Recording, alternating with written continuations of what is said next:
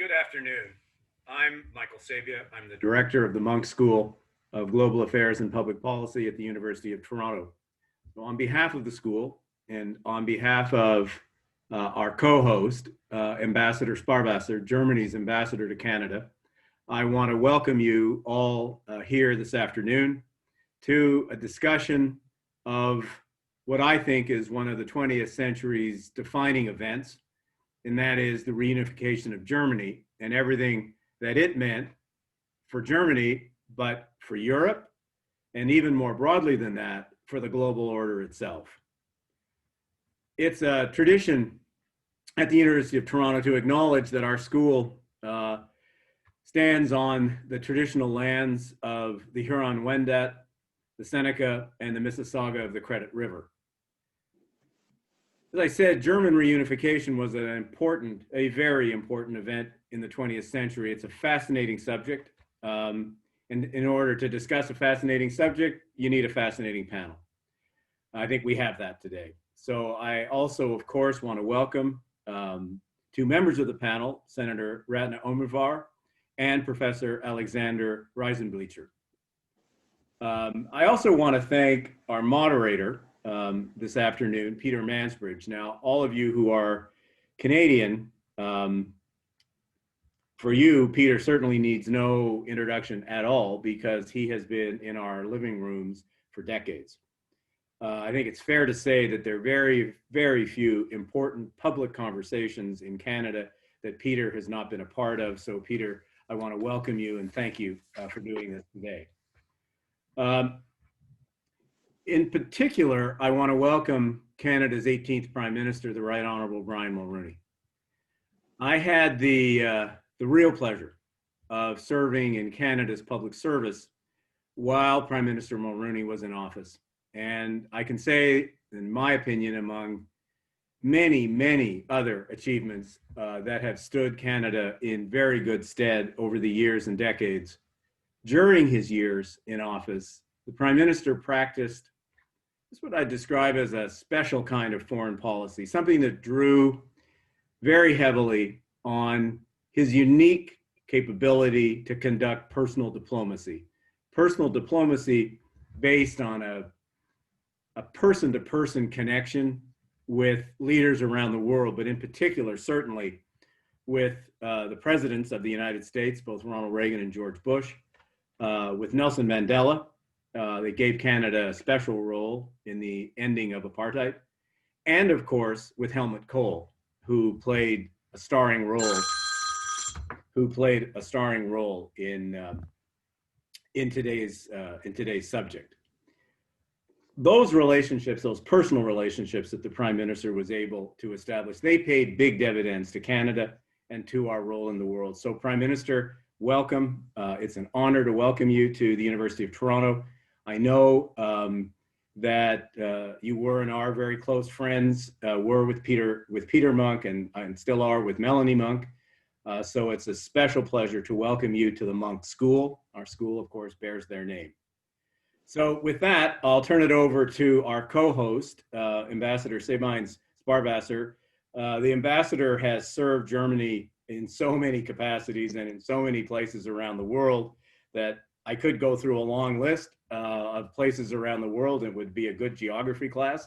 But I think instead of doing that, I'll just acknowledge this is a public servant, a distinguished public servant of Germany. And with that, Ambassador, I'll turn it over to you. Thank you so much, Michael. Well, welcome, and thank you all for joining us in celebrating 30 years of German unity. These days, when everything is about keeping borders closed, when people must stay apart, when the very idea of democracy is challenged in so many countries, we thought it would do us good to look back on what happened 30 years ago, when brave citizens in East Germany tore down a murderous wall, when they fought in a peaceful revolution for freedom and democracy. And they fought for unity. So from October 3rd, so tomorrow, 1990 grew together what belongs together, and that was Willy Brandt who said that. It was a happy ending, and it was a new beginning. Now, looking back, we shudder at the thought of so much that could have gone easily wrong all the way. So many elements needed to come together to make German unity a reality at the time. Courageous citizens, responsible international leaders on all sides, a multilateral system that allowed for dialogue and allowed for compromise. Germany needed, and it had, so much luck. And even more so, Germany needed, and it had, very real friends. Canada was such a friend. I'm immensely grateful to the former Prime Minister of Canada, the Right Honourable Brian Mulroney, for his crucial role of advocacy amongst G7 leaders for German unification. Thank you for that. Thank you so much also for being here today. It's a great honor. I'm delighted that Senator Ratna Omidwa, who has done so much for fostering diversity in my country as it grew together, has accepted the invitation. And thank you to Professor Weisenbichler. And in particular, thank you to the Munk School of Global Affairs and its director, Michael Sabia, and also to Joseph, to Daria, to Adam, for hosting this event and for organizing this event with us. You are to my embassy what Canada is to Germany, the best partner imaginable. Two quick last points. I know that many of you have personal stories of German unification to share. We would love to hear them. Please go to our website, sogerman.ca, share your story. And last point, on our National Day, we really want to offer German hospitality to all of you, but we can't. So we have asked you how we should go about it. And you have overwhelmingly voted for us to help people in need instead. So today and tomorrow, we're serving on your behalf pretzels, sausages, sauerbraten, and spätzle to food banks in many cities in Canada. And now I come to my once in a lifetime moment, and I've been looking forward to that for a long time. I get to say the words that we all have heard so often on the National. Over to Peter Mansbridge. Well, Ambassador, thank you so much for that. A wonderful introduction and a wonderful use of your country's goodwill in terms of supplying special quality foods to food banks in different places as a result of this anniversary and as a result of this panel. Before I get started, I really should do a little housekeeping, because one of the reasons we do this is not only to exchange views of the experts that you've already heard mentioned, but also to hear your questions of them. So if we can just throw up on the screen the some of the facts that you'll need if you want to write in to talk to us here on this program. You can use the Zoom Q&A tool via Twitter to @monkschool, or by email to events.monk@utoronto.ca. So there you have it. You can use the Zoom tool. You can go to Twitter and @monkschool, or email at events.monk@utoronto.ca. I don't know how many of you have had the chance, when there was a Broadway, had the chance to go to Broadway and see Hamilton. But one of the great songs in Hamilton is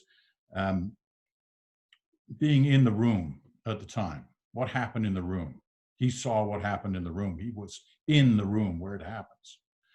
Well, our first guest was certainly in a lot of rooms where a lot of things happened, and a lot of things that were key and instrumental to why we're here today to talk about the 30th anniversary of the reunification of Germany.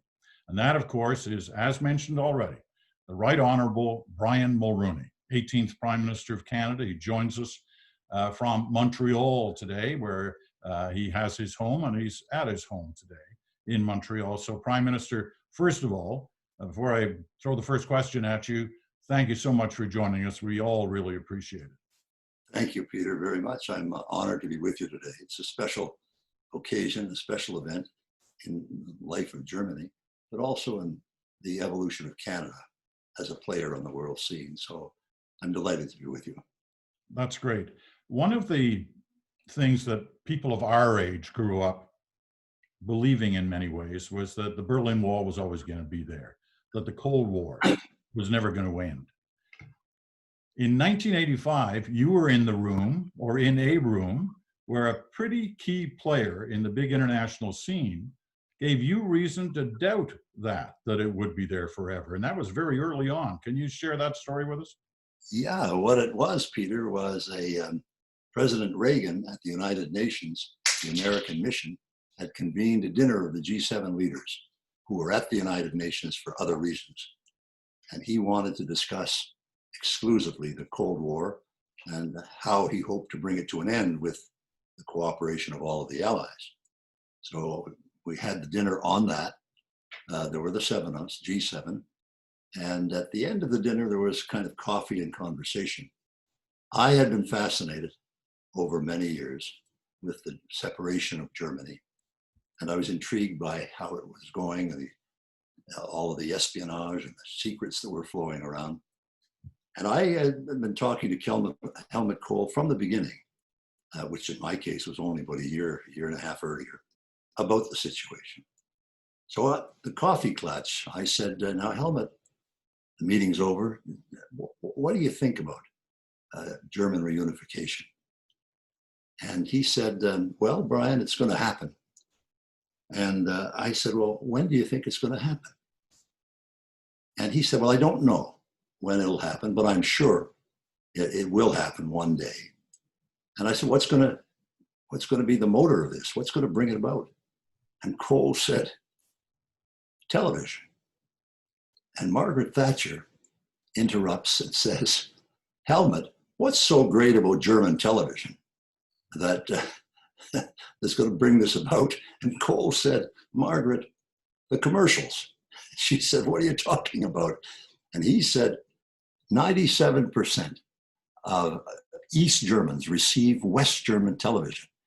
And every night they see these marvelous consumer goods that are available to everybody in West Germany. And when the East Germans want this badly enough for themselves, the wall is coming down. And he said, I don't know when, but I know for sure it's going to happen.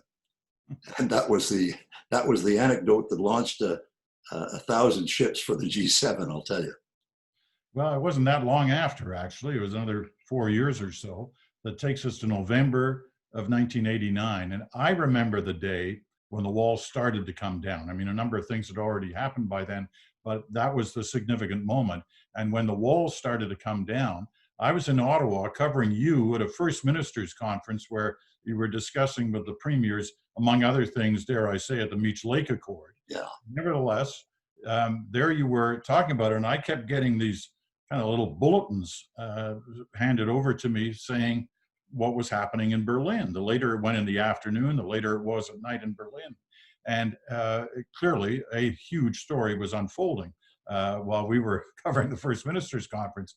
And I've always wondered, you must have been getting past information, intelligence from either diplomatic circles or security services telling you as well at that moment what was going on in Berlin. Precisely. And I remember the conference well, Peter, and immediately or shortly thereafter, I left on a state visit to Moscow with meetings with Gorbachev. And as it happened, I was in Moscow with him. Helmut Kohl, when it happened, was on a state visit to Poland, I believe. And he interrupted the visit and rushed back to Berlin to ensure the stability of the upcoming governments, whatever they might turn out to be. And I was for 5 days in Moscow and spent a lot of time with Gorbachev, and who was really an outstanding leader and will be so recognized in history. But he was pretty adamant that there would be no German reunification. He was very much opposed to it because of the pressure being brought on him by his military intelligentsia there in Moscow. And so that was the beginning of a dialogue that I had with him where I told him, I said, you know, if you want to be remembered in history, you're going to have to acknowledge that this is going to happen. Germany is going to be reunited. And I said, President Bush is in favor of it. Canada is certainly in favor of it. But most of all, Helmut Kohl and his very important skills are going to be at work there.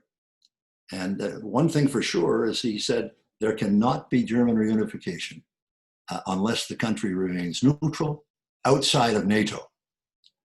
I didn't push too hard except to tell him that's not going to happen, Mikhail. That's not going to happen. And so what the next step, Peter, as you'll remember, was the meetings in Ottawa, which was going to be the Open Skies Conference, but which turned into something else.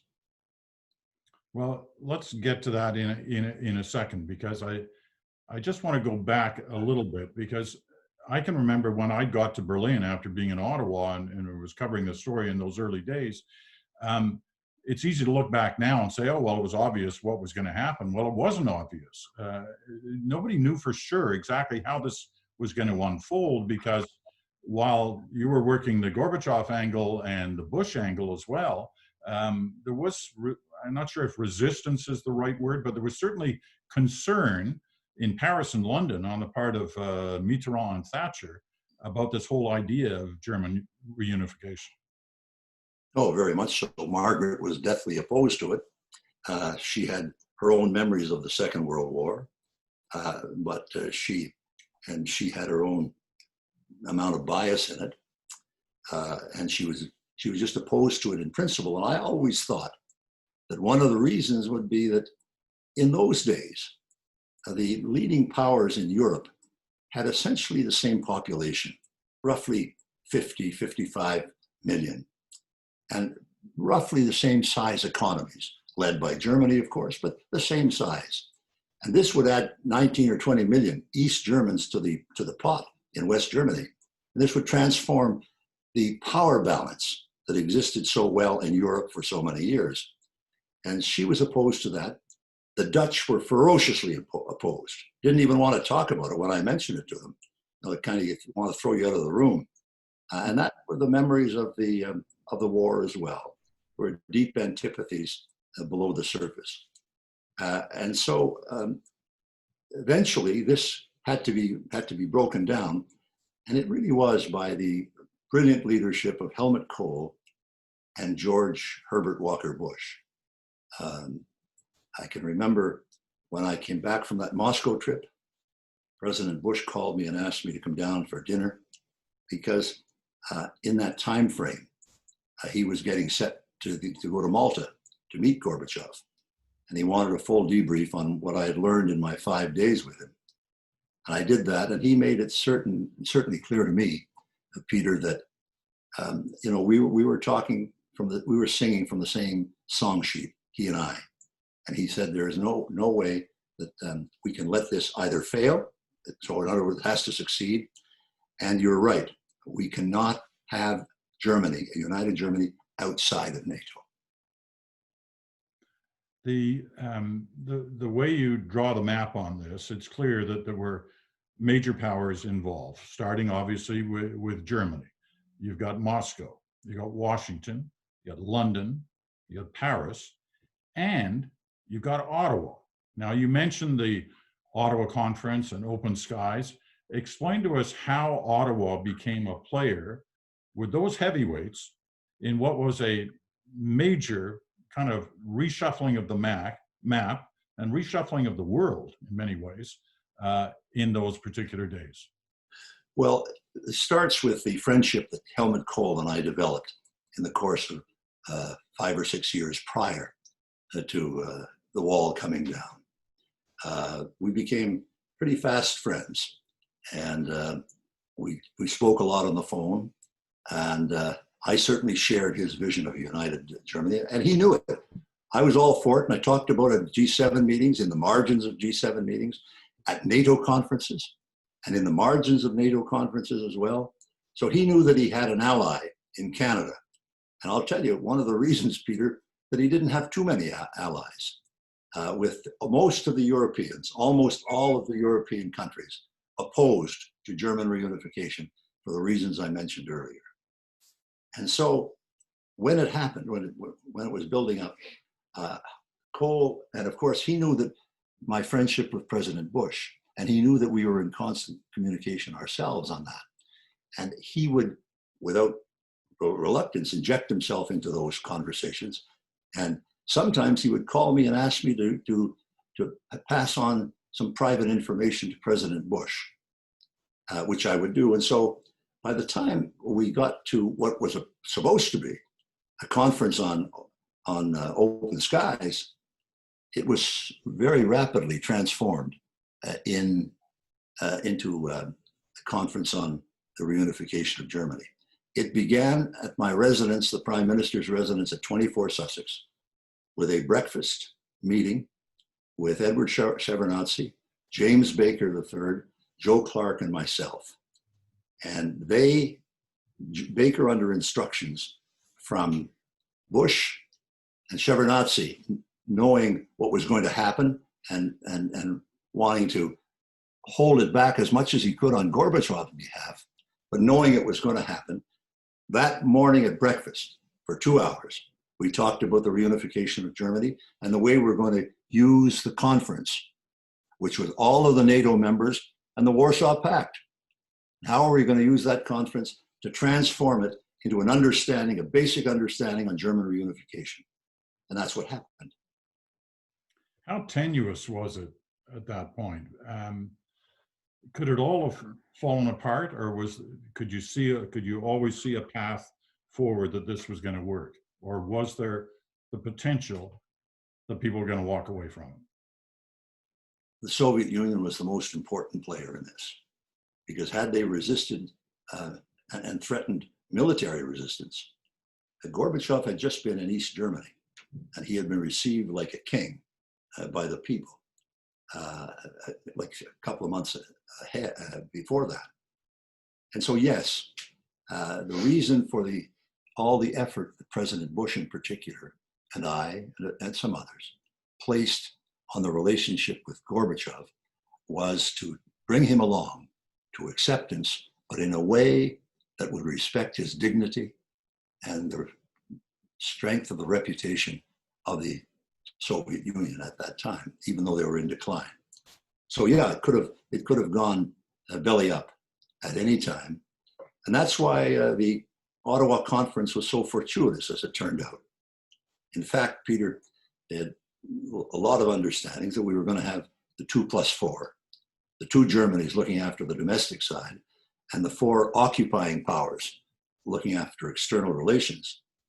And that's the way it advanced, with Canada kind of playing a role of flying wing in this with the Americans and the other allies. I remember after the conference was over, Hans-Dietrich Genscher, who was the foreign minister, had been the foreign minister for a long time.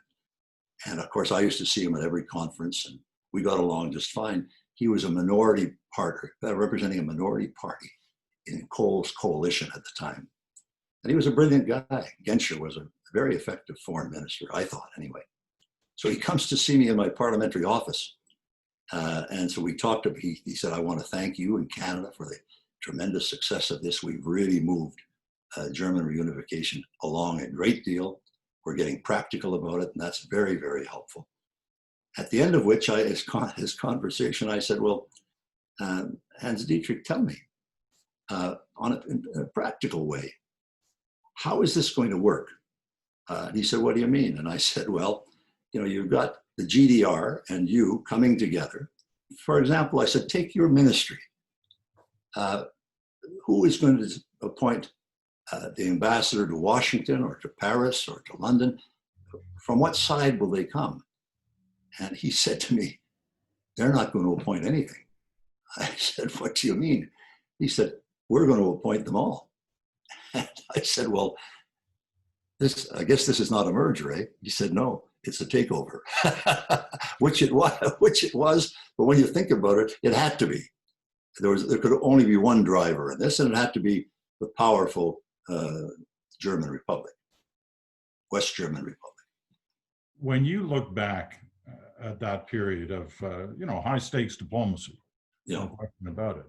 When you look back at that period, which is 30 years ago now, what lessons from that time could be applied to what we're witnessing now on the international stage? I know it's a funny day to ask that question, given the events that have taken place at the White House in the last 24 hours. But setting that aside for the moment, just in terms of the international picture and the way countries relate to each other, especially the countries that were instrumental in this particular venture, what are the lessons from then that could be applied to today? Well, if you're looking at it from a Canadian perspective, Peter, the Prime Minister has to be engaged personally in the relationships of the important leaders in the world. He's got, particularly the United States, irrespective of whom the president turns out to be. He's got to be down there. He's got to work both sides of that street, including the media, the interest groups, the White House. He has got to have, like we've had, privileged access to the United States of America and its president. He's got to be in the Oval Office on a regular basis, because Canada, with that, we're able to leverage our influence many times over. Because a lot of countries, you know, there are 200 countries just about in the United Nations. All of their presidents or prime ministers trying to get into the White House. We used to be able to walk in there. Somebody just pointed out to me a little while ago that on this, just on this, I was in the White House 7 times to meet with President Bush, and dozens of phone calls on every aspect of this. You have to have that because other countries wonder what Canada's influence is with the United States.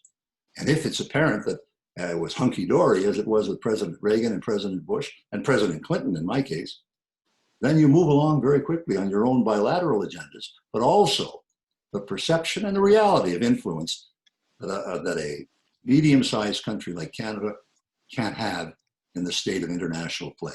Without that, you're on the sidelines.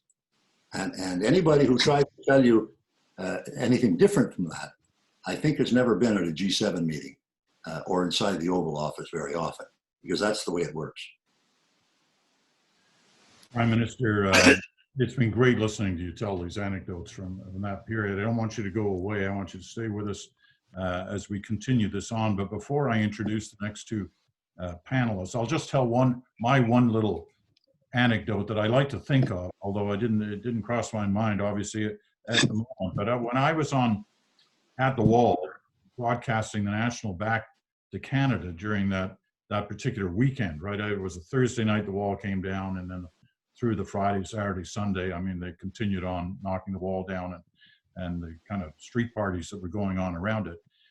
What I didn't realize until much later was on the other side of the wall from where I was broadcasting, there was a young East German student who was on that wall as part of those demonstrations. It was over there, not that far away. And she was Angela Merkel. Really? She took part in those demonstrations around the wall coming down, and she was, I think, a chemistry student or physics or something, whatever it was, something that I would never have understood if I got into a conversation with her. But nevertheless, that's where she was. Well, that's a wonderful story. Yeah, and then she obviously has had a huge impact on the world and in the way she's carried through from that new freedom that was exhibited in her country through the work of people like you, Prime Minister. So I'm sure she appreciates that as well as we do. Okay, I want to introduce 2 of our other panelists here to take this conversation a little further in terms of especially what's happened since that period. We have 2 people. We've got Senator Ratna Umidvar, who is an internationally recognized voice on migration, diversity, and inclusion. In April of 2016, the senator was appointed to the Senate of Canada as an independent senator representing Ontario. As a member of the Senate's Independent Senators Group, she holds a leadership position as liaison. The senator is a counselor on the World Refugee Council, a director at the Samara Center for Democracy, and chair emerita for the Toronto Region Immigrant Employment Council. Also joining us here is Alexander Reisenbichler, is an assistant professor in the Department of Political Science at the University of Toronto and a research coordinator of the Joint Initiative in German and European Studies at the Munk School of Global Affairs and Public Policy.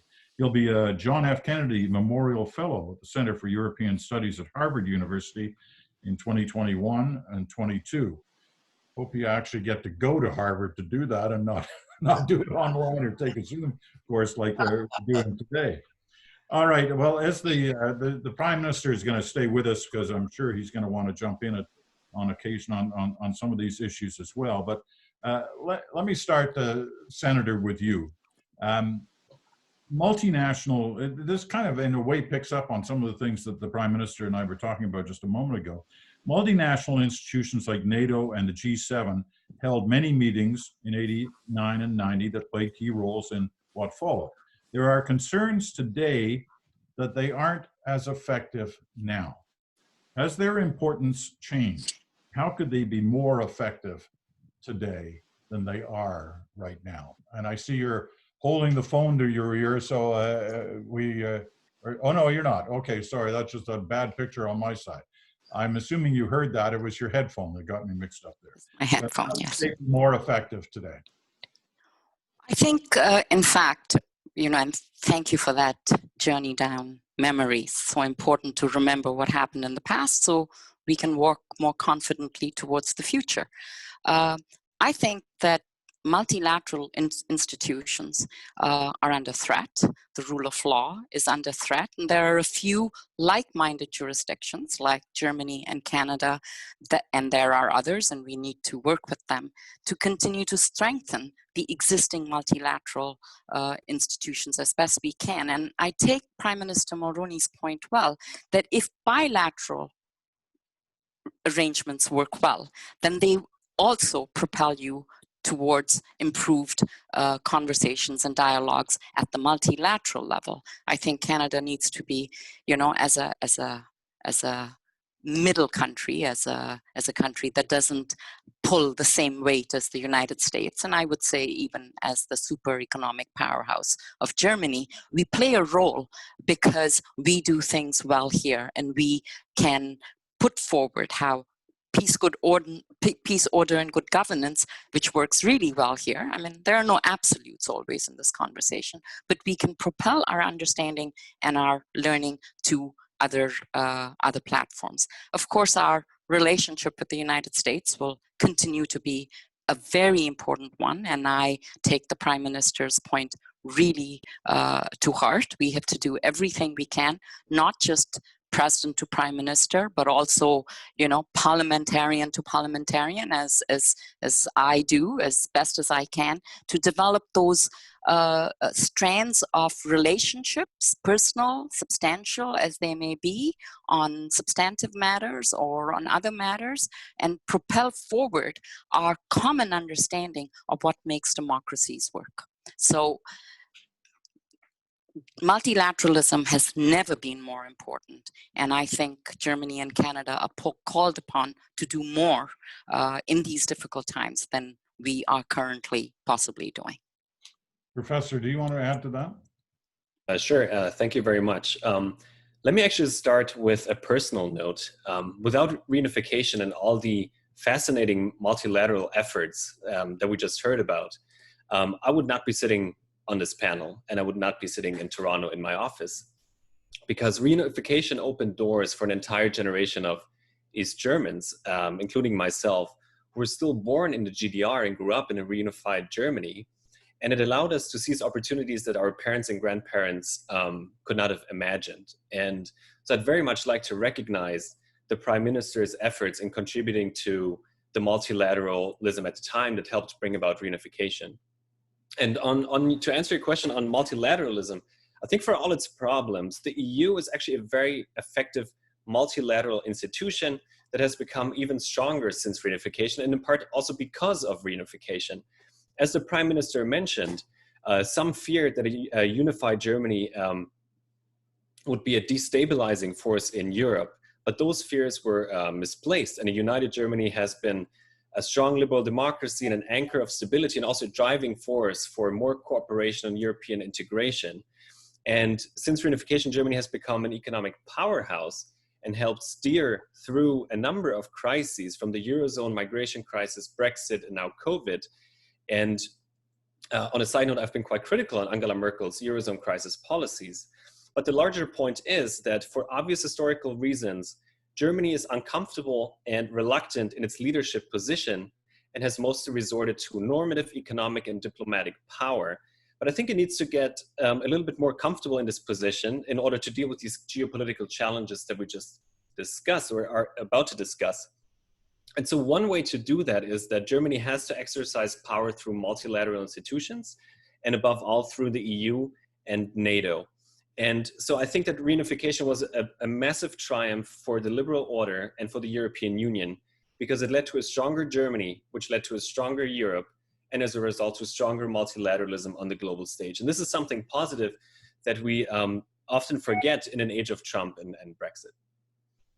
Well, yeah, let me pick that up, because you know, I think that's the fear and the questioning of what middle powers, if you want to use that term, on Canada and to some degree Germany, need to do to respond to the kind of things we're seeing in our world today of unilateralism and isolationism and nationalism, because it does make you wonder, you know, whether the international rules-based order is in some kind of jeopardy right now. And if it is, what do we need to do beyond having, you know, sort of better one-to-one relationships between leaders or parliamentarians? Senator, do you want to try that? I think we are all right to be concerned. My work on the World Refugee and Migration Council, which looked at these kinds of arrangements breaking down and what can be inserted to revive them, sort of led me to one conclusion, that when multilateralism is breaking down, maybe you need to create regional arrangements that may in fact help resolve a crisis.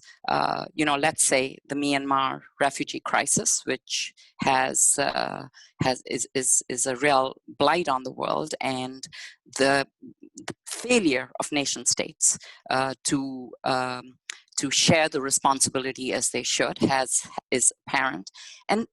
But possibly it's regional arrangements, Thailand, Burma, Malaysia, India working together to resolve such a situation could be a solution. I'm not suggesting that we leave multilateralism aside, but we look for other expressions of working together, whether it's bilaterally or regionally. I think we're at a time when we have to look at new models for new times. Prime Minister, do you want to venture into this one? I mean, is the international rules-based order in jeopardy right now? Well, it's ailing because of the attitudes of the American presidency. They've spent more time praising our enemies than praising our allies and our friends. So it's been a bit of a reversal for us, but it's still of vital importance, and it has to be maintained, and it will. To give you an idea, Peter, to come back to our earlier discussions about German reunification, after the Ottawa Conference in February of 1990, President Gorbachev comes to visit me in May of 1990 on a state visit. And he is going off down to see President Bush. And he arrives to tell me the story that, having visited with his colleagues in the Soviet Union and heard the opposition, that there can be no German reunification unless Germany is neutral, has a policy of neutrality, and no membership in NATO. And I said to him, and that gives you an idea of the nature of the beast when you're able to have developed friendships and you're known back and forth to be speaking clearly to one another. I said to him, Mikhail, look, I'm going to do you a favor. Do not go down to Washington and take that position publicly vis-a-vis President Bush, because it's not going to fly. And you're going to be wounded because you're going to be turned down. in this important, very important international meeting between you and the President of the United States. Find a way around it. Change your policies a little bit, put some water in your wine, and Bush will help you out.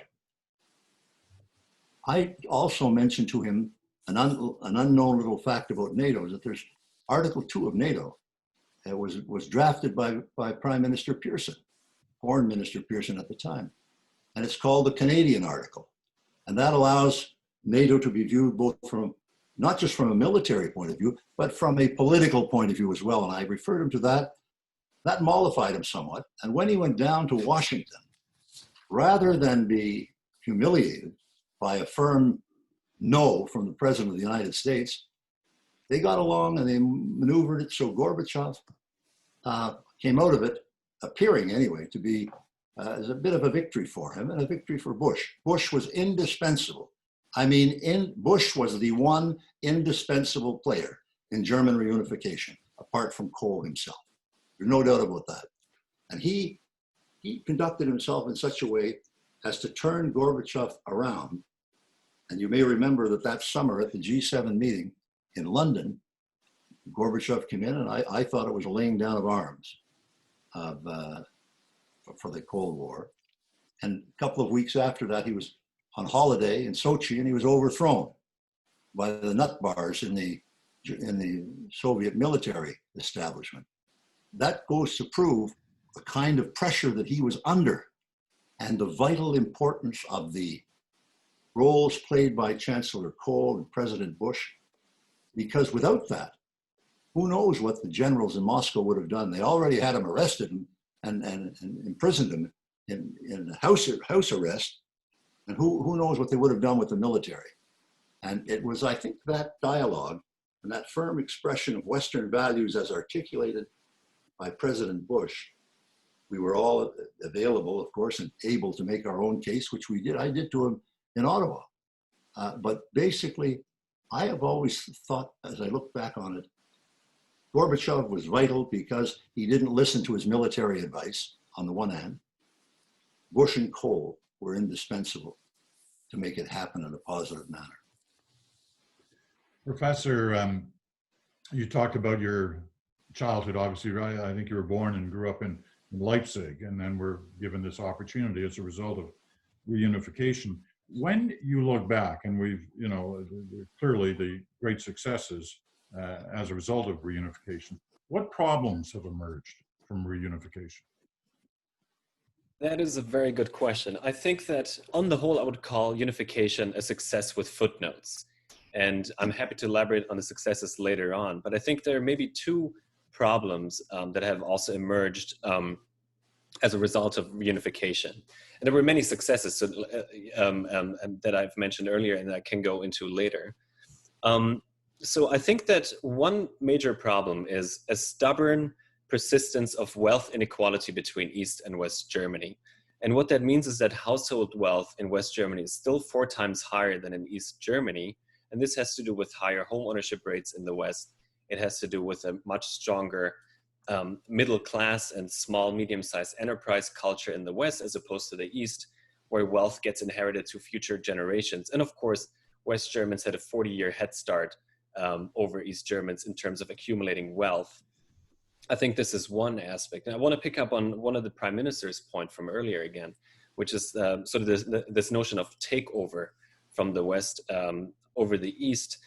And so the second problem, I think, is that West German elites and firms still dominate the country.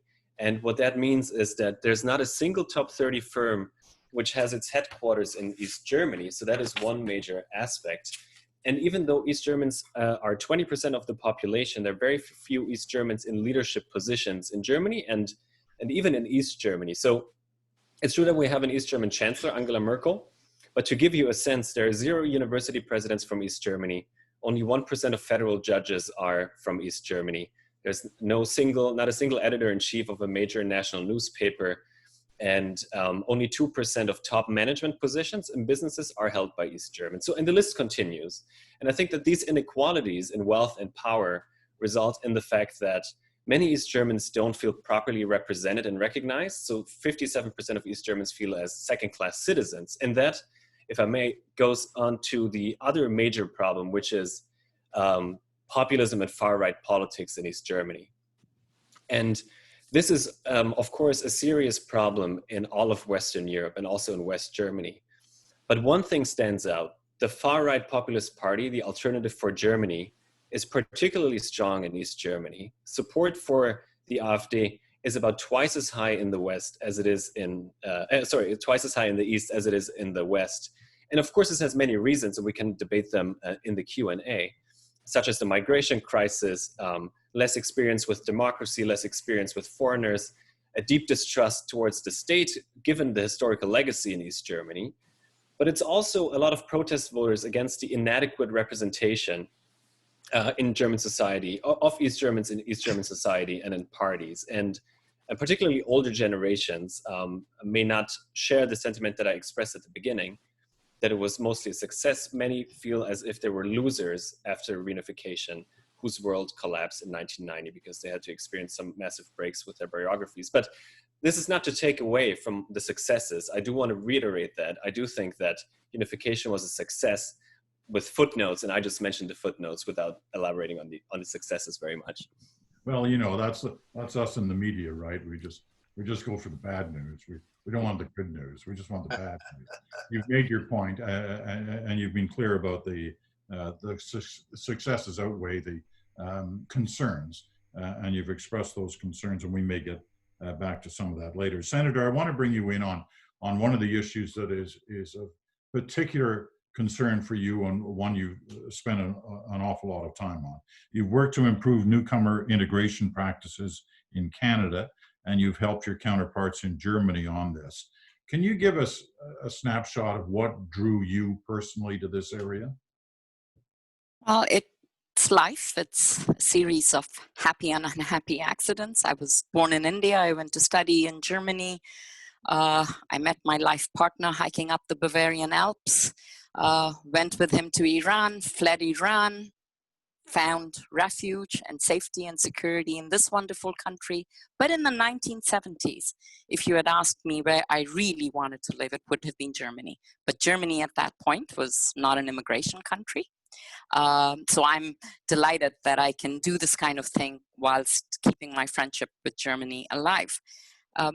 I believe that Germany and Canada are, and this conversation about migration and integration will be essential for Germans to grapple with as they look at the next 30 years as a unified. Simply understand that we have been on the same journey, except Canada started this a good 100 years ago. Even before 1907, when we brought hundreds of cold weather farmers from Germany to settle the West. Germany, in comparison, because of its history of guest workers and Spätaussiedler, they only became a country of immigration in 1990. So on the one hand, Germany can look to us for our experience and our mistakes, and we've made many of them, but we can look to them for freshness, inventiveness, and innovation. We also have something else in common. I think German policymakers and politicians who believe in migration as part of the economic future of a country and believe in integration understand that you need to have the hearts and minds of people on side. And this is where Canada has some experience. And again, I'd be the first to admit there are no absolutes in this. We've made our mistakes as well. But one of the things we do really well, let me call it our secret sauce, is our ability to translate the aspirations of immigrants and our aspirations for our country into reality, if not over the short term, at least over the long term. And we like to say this, and we say this informally: come to Canada, work hard, your children shall succeed. And what's the foundation of all of this? It's our public education system. Kids go into school as immigrants, they come out as Canadians. They go on to lead in medicine, science, technology, politics, culture. And this in turn serves us very well in providing that foundational support for immigration in this country. So in Germany, we're not quite there yet. Their school system has not met the challenges of migration. The teachers are not well prepared to teach in multilingual schools. German immigrant children are segregated so that they learn German. We throw them into the classroom, we immerse them, and from my point of view, immersion will always work better than segregation. And they also have structural issues in their system where, you know, people are streamed into certain vocations and opportunities, and it's very difficult for immigrant children then to achieve a pathway to higher education. But I'd be, yeah. Well, I was just going to say, one of the challenges that Germany's had that we haven't had is simply by numbers, especially in these last, 5 or 6 years. Germany's had, more than 1 million. They welcome more than 1 million as a result of the migration crisis. So trying to have a certain degree of order among their, say, education system with those kind of numbers must be incredibly challenging. I agree 100%. I don't know how Canada would have done if 1 million people had arrived at our shores. So we need to give a real nod to Germany and to Chancellor Merkel when she said she will accept them. And then she said something that I still remember it. To calm the people down, she said, "Wir schaffen das," which means we'll manage it in a very practical way. She said, we will put our arms around this. Now, I've looked at the numbers and there are issues, and certainly that kind of influx of new people will always create disturbances. But one of the things that Germany did, possibly unintentionally, is to deal with its population problem as well. Like Canada, it has an age dependency issue. And you know, if we got 1 million people, we would have suffered too, I think, and had some real expressions of dissatisfaction in our country, but we would have been further along the population policy agenda. So, you know, I think that on this, we are the 2 countries that quite uniquely, along with Australia and New Zealand to some extent, stand apart from others. We are open to immigration. We are open to diversity and inclusion, but it would be so much better if we worked together and learned from each other. And I would hope that as a result of this symposium, we get some formal and informal collaboration going together. You know, I will say, well, we have to learn from Germany. What they do really well is they respect the trades. Their children are proud to be mechanics and plumbers. All our immigrant children want to be doctors, lawyers, and engineers. We need mechanics and plumbers too. Maybe we have to have a real exchange of school systems here. Peter, if I may just say a quick word on Absolutely. what the Senator has just mentioned. She's 100% right. Canada can only flourish with immigrants. When I became Prime Minister, I think the number of immigrants we accepted was somewhere around 80,000 a year. I increased it to 250,000, the highest number in modern history. And that's the only way that we can succeed, because the immigrants, the waves of immigrants bring knowledge, influence, hard work, family values. They bring all of these things that contribute to making Canada a better country. And one of the things that Chancellor Merkel did, I think that when she accepted all of the immigrants, the refugees, over 1 million, I think, at one particular time, that she was providing moral leadership for Europe and the world. And that is not an insignificant commodity in international leadership.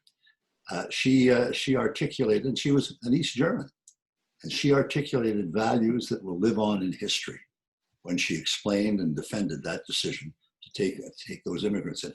I believe that Canada is going to become a big player only when we reach 75 million people.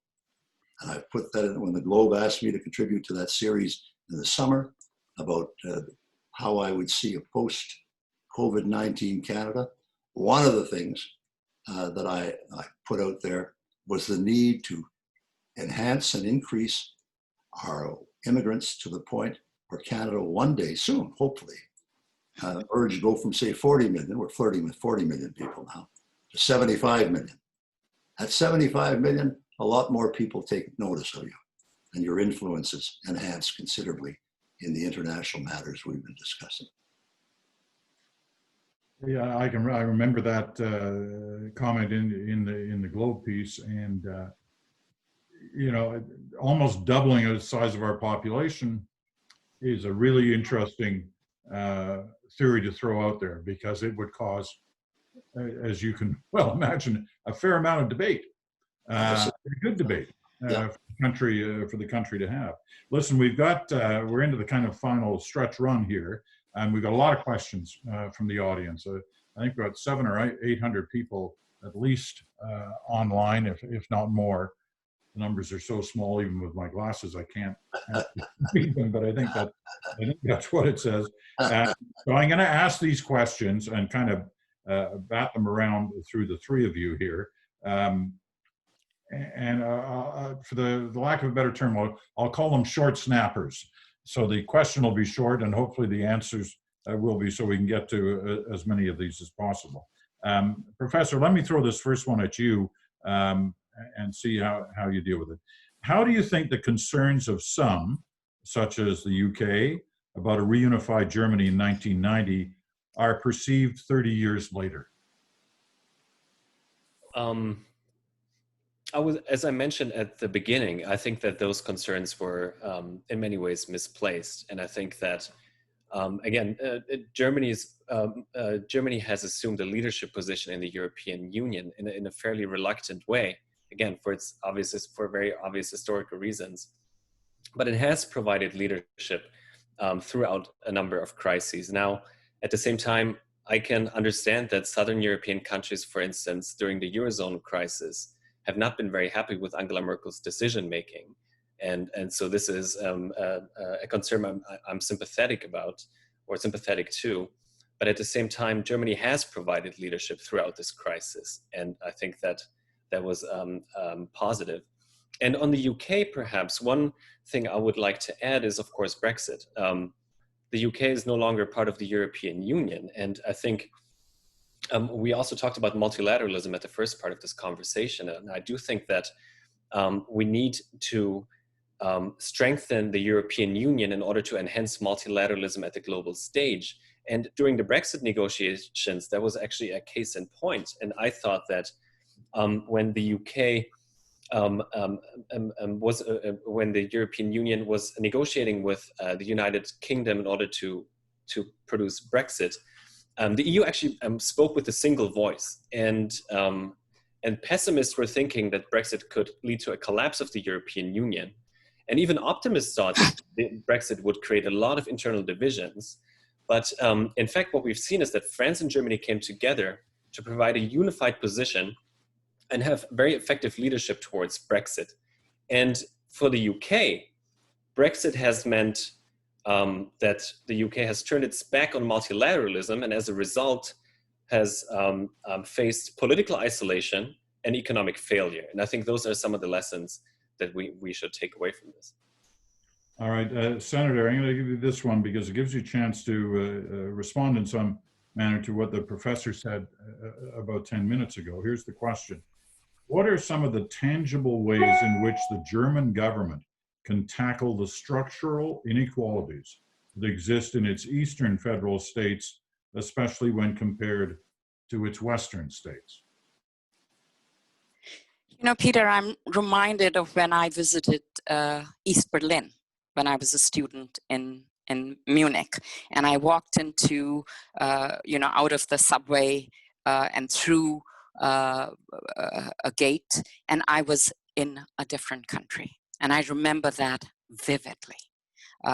It was the same language, but it was clearly a different culture, a different politics, a different people. I visit Berlin very often and I see the great changes that have been made to that city as a symbol of that reunification between East and West. And I talk to people in the street, and I think the East Germans, to some extent, have, because there's only been one generation of East Germans, who are now Germans, who have experienced democracy in 30 years. The rest of them have never actually experienced democracy.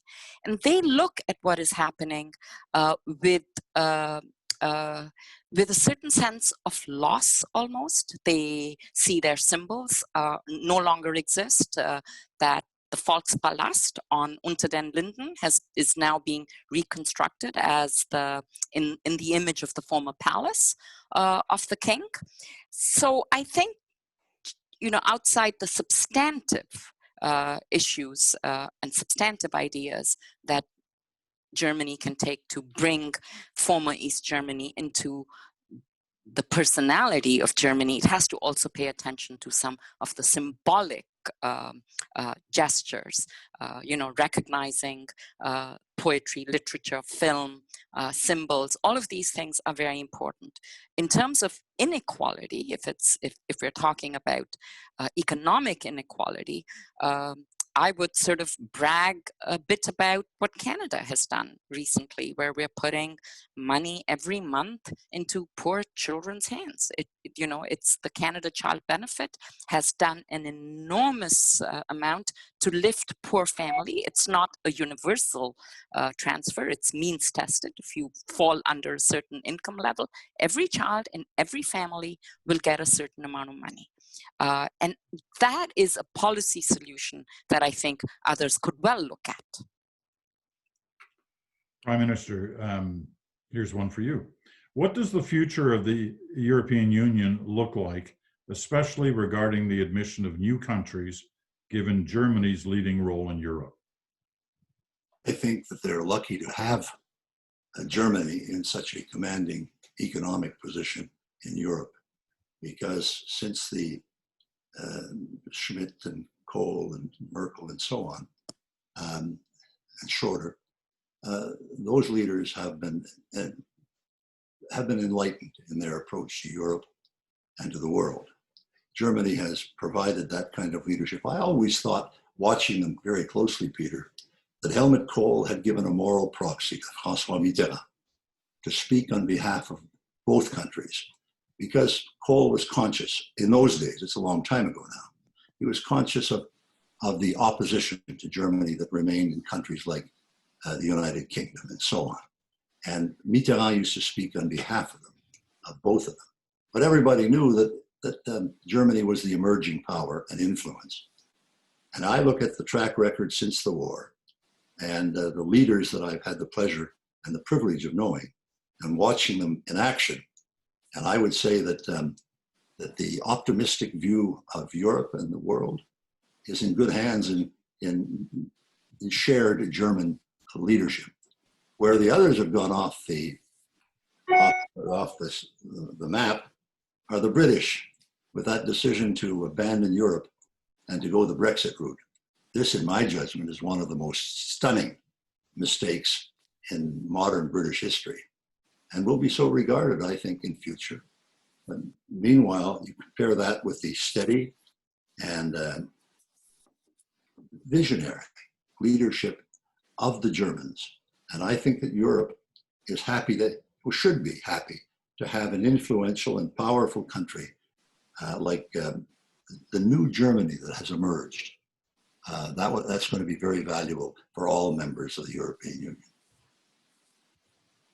Professor, what measurable policies will Germany, and during its EU presidency in 2020, propose to lead global mobilization against climate change?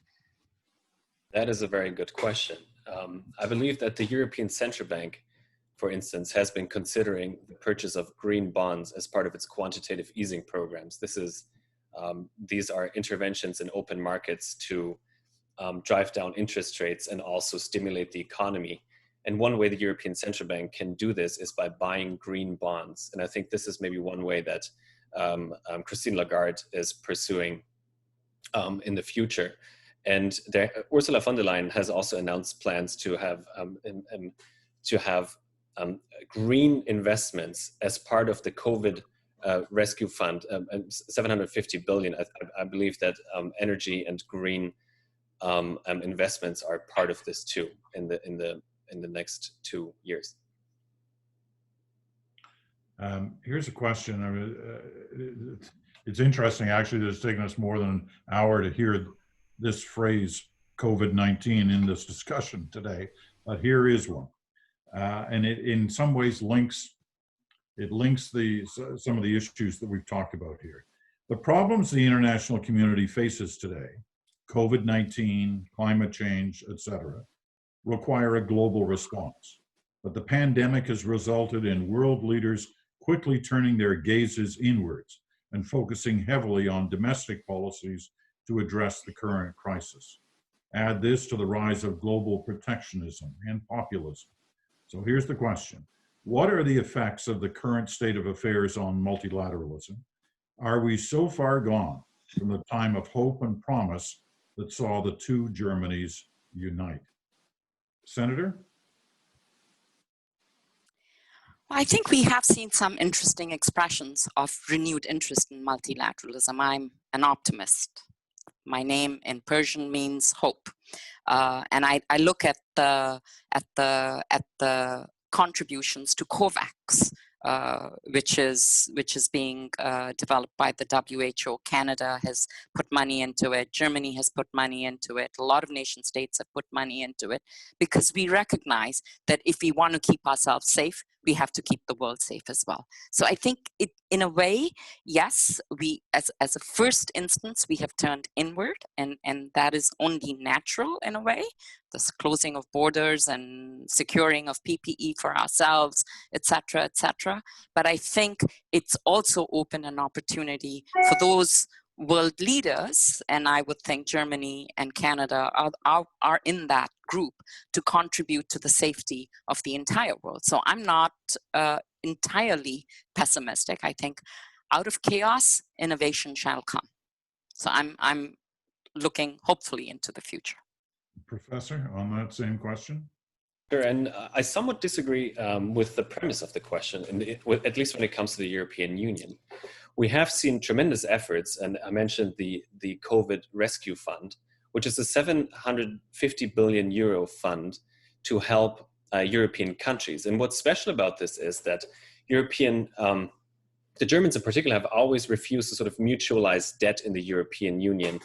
And what we've seen with the COVID Rescue Fund is that there was an enormous sense of solidarity to extend money in the form of grants and in the form of loans to those countries who need them. And it was a sort of a common underwriting of this rescue fund. So I think this is something where the European Union actually did come together. And I would also add, as I mentioned earlier on Brexit, that the European Union spoke with a united voice and in those negotiations. So I do agree it's a turbulent world, but let's not forget about those instances where countries do come together and make a difference. Prime Minister, there's one directly for you here as well. It's somewhat related. Does the combination of Brexit and CETA is the arrangement between Canada and the EU, right, on trade, I believe. Does it suggest that Canada will now look less to the Commonwealth and more to continental Europe? Well, most of our trade in that area is with continental Europe, much less with the Commonwealth. 50 countries or so around the world. We have possibilities of important developments there, but one of the areas, Peter, given, President Clinton used to say, leadership is the capacity to look around the corner of history just a little bit. And I think if you look around the corner of history, you'll see for Canada, with the Canada-US Free Trade Agreement followed by NAFTA, if Canada took the leadership as an experienced partner in this, and I know that President Trump and others disparage NAFTA, but NAFTA, in terms of what we're talking about today, international cooperation. NAFTA is a grouping of 3 countries and 500 million people, 7% of the world's population. And with that 7%, we produce 29% of the world's wealth. So the formula is a winner, irrespective of what people might say at a given point in time.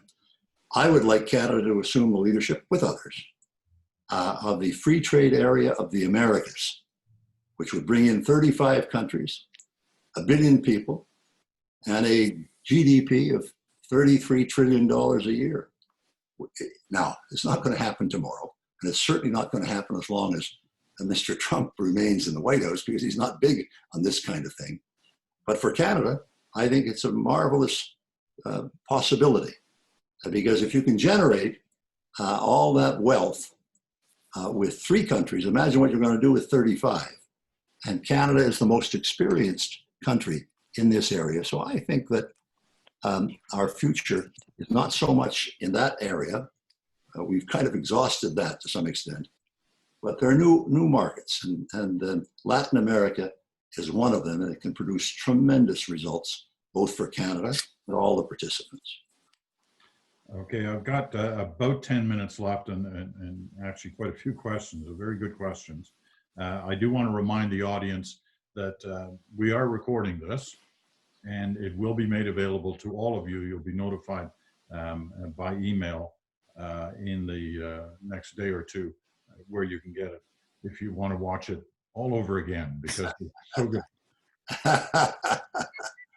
All right, Professor, this question has been sent in. I agree with your point on the EU as an anchor of multilateralism, but what does that mean in practice? A European army with an expanded German role, question? And how does one cope with the threats to the liberal order from within the EU, the Polish and Hungarian governments, question? That is a great question.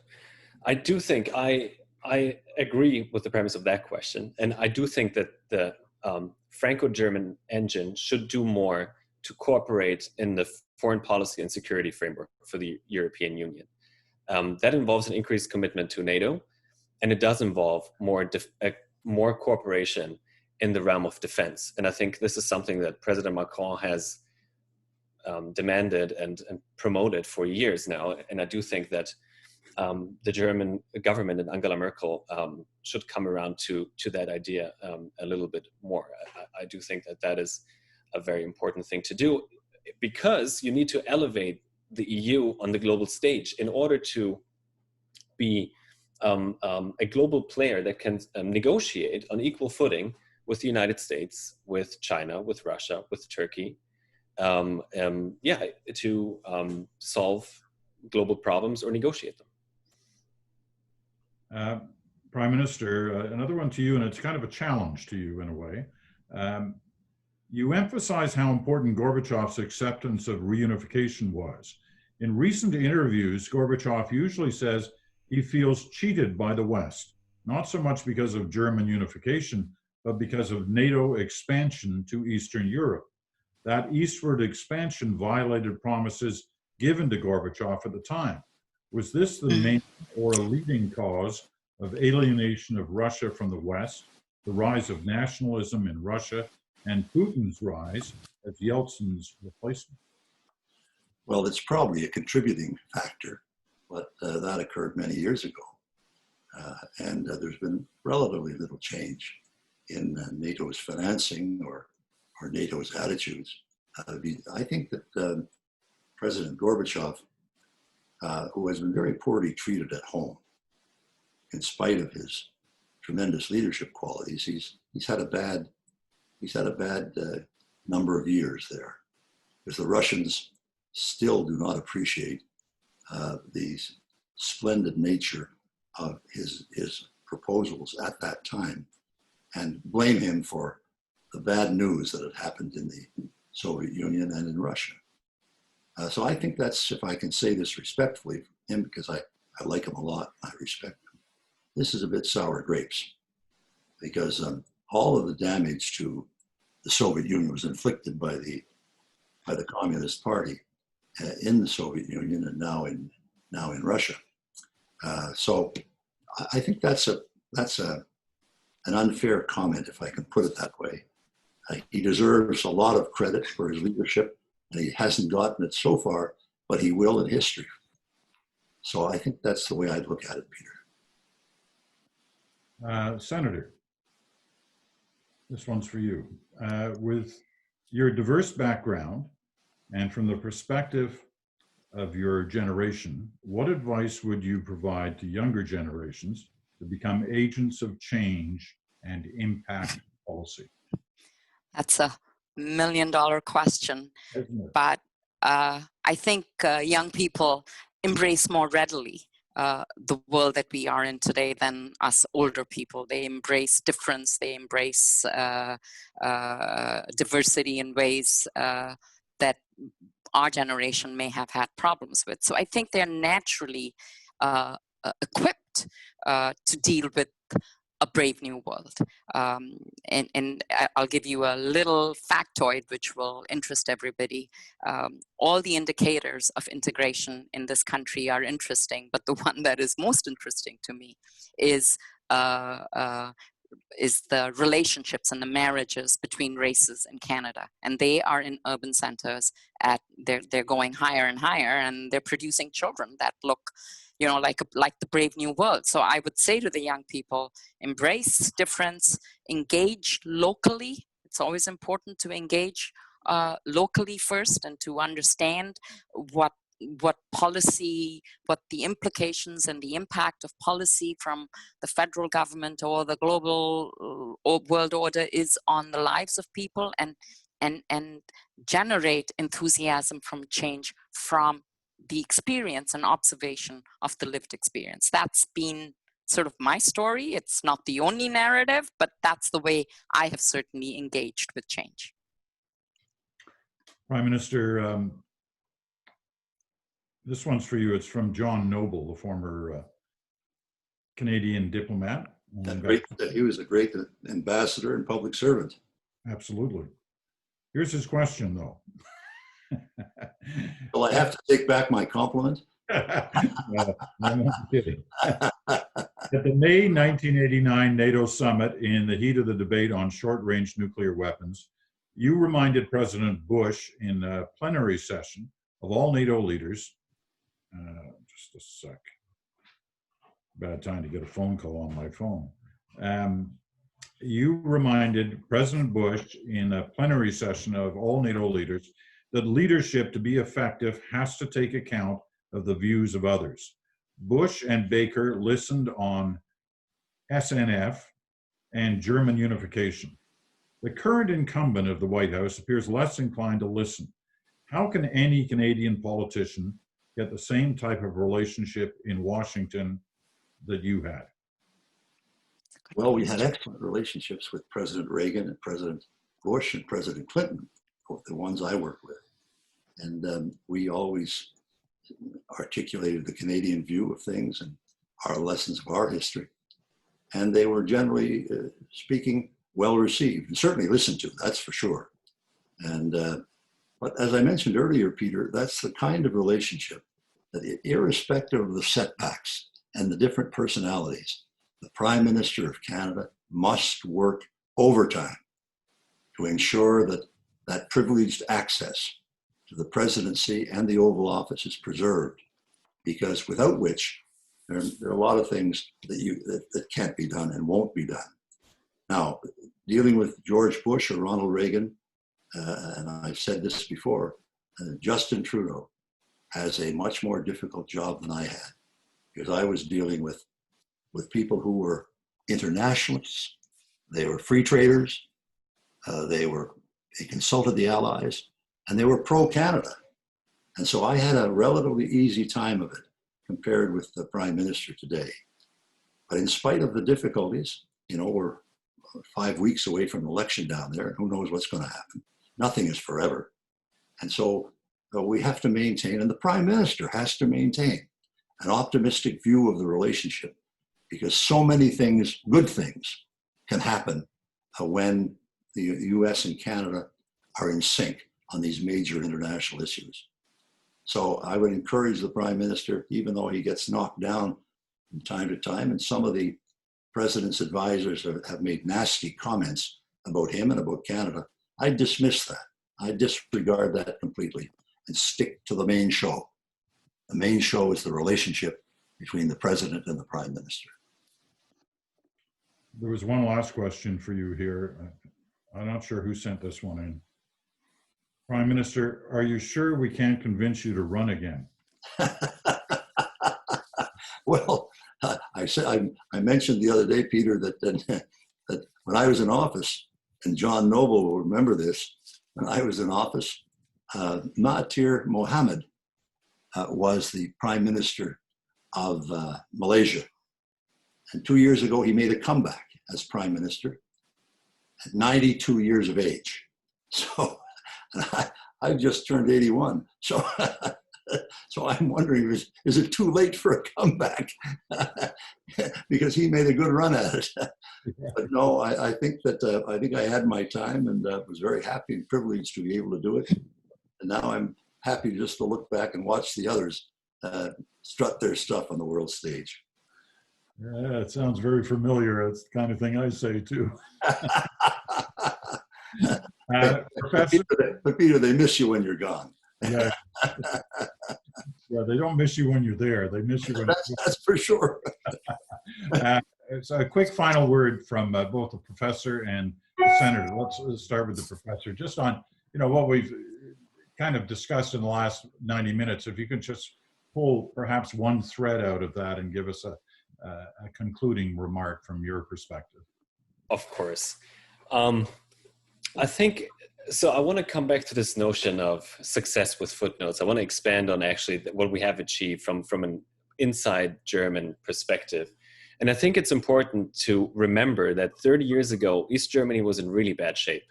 The economy was crumbling, and so was infrastructure. There was mass unemployment, dramatic population decline, and environmental devastation. And today, East Germans are much better off. East Germany is much better off. The quality of life has improved. And so has the standard of living, right? So there has been strong revitalization efforts in infrastructure, urban renewal. Cities like Berlin, Leipzig, and Dresden are booming and growing again. And unemployment is fairly low in the East German context. So, and there are even areas where East Germany is now outperforming the West in terms of educational outcomes that you can read in the PISA studies, and also in terms of childcare. So it's true that the East German economy is still a little bit weaker than the West German economy, 25% weaker, but it's catching up. In the 1990s, it was 60% weaker. And let's not forget that West Germany was one of the richest and most competitive economies in the world. So it takes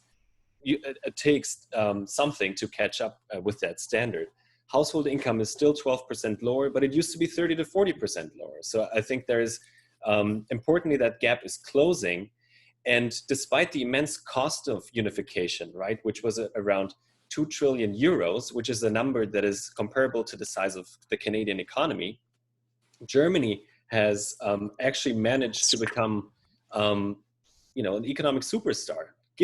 Despite all these costs and despite all these challenges that also the ambassador mentioned in the very beginning, all the uncertainty, there was no blueprint to do these things. So given all that, I think we have to remember also the context within which this was taking place, and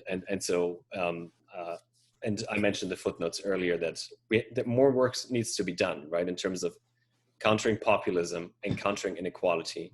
But on the whole, I think reunification was a very good thing for Germany, Europe, and the liberal order. Thank you. And Senator, you got the last word. Thank you, Peter. I've come away from this panel understanding how important the relationship between Canada and Germany is and how strong it is, and it has many ways to become even stronger. For one, Canada looks forward to the ratification by Germany of CETA. It's a matter of time, but strong trade relationships are important for collaboration. I remind myself that 10% of Canadians count themselves as ethnic Germans. So there's a very strong bond between our two countries and great potential for becoming stronger together. Because there are so many students on this call, at least I hope there are, I'll give a shout out to those students who travel overseas to study, and that is one of our problems in Canada. We have a wonderful Canada-Germany student exchange, yet the flow of traffic is more from Germany to Canada, and the students that seem to go from Canada to Germany are interested in Germanistic, but we should have a very strong exchange of students in STEM and other areas as well. So, you know, I've come away from this thinking that yes, we have our multilateral and our bilateral associations. I'm a member of the Canada-Germany Friendship Group, which is sort of an informal group of people. We could make it stronger. And hopefully in the next 3 or 4 years, we will become stronger so that we can have these kinds of formal and informal exchanges on matters of trade, human rights, right-wing extremism, disinformation. These are all issues that Canada and Germany can work together on and do better if we work together as opposed to individually. Thank you. Let me just give a couple of concluding remarks. And they're mainly thank yous to our wonderful panelists here. And a thank you to the Monk School, and a thank you to the ambassador for allowing us this time. One of the things that's always, I guess, puzzled me about our country is, in terms of Canada, is that we tend to be shy about our accomplishments. And we tend to think, oh, you know, maybe we're overstating what we did in certain areas. Well, I don't think we do. I don't think we overstate them enough, because you can go through our history over the past 150 so years, where there have been particular achievements that happened beyond our borders, but happened because of our involvement in them. And I think that Prime Minister Mulroney and his government deserve credit, as credit has been given by other governments to Canada for its role in this particular issue of German reunification. I was in South Africa when they buried Nelson Mandela, and the Prime Minister was there, and we managed to speak for a few minutes at that time. And I can tell you that in that country, there are few people from outside South Africa who receive as much credit for first the freedom granted to Nelson Mandela after a long time in jail, at a time when many of us thought he'd spend the rest of his life in jail, but also to the end of apartheid, as Michael Sabia mentioned at the beginning of this. It was a proud moment for Canada to be so involved in the events surrounding South Africa's coming of age and the freedom of Nelson Mandela. And as a result, Prime Minister Mulroney has been awarded some of, if not all of, the highest medals of recognition by the South African government. So that is another thing that Canada, through the Prime Minister, was involved with, and it's something that we can be proud of. But on this day, we celebrate our role in the unification, the reunification of the two Germanys on 30 years ago tomorrow, I guess, is the official anniversary. And thank you for watching all this. Once again, if you have the opportunity, you can, you will get an email of some sort to let you know that you can get a recording of today's events. And we thank you for your attention and for watching and listening. And once again, I thank all of the panelists for their terrific insight into this story. Thank you, Peter. Thank you. Thank you.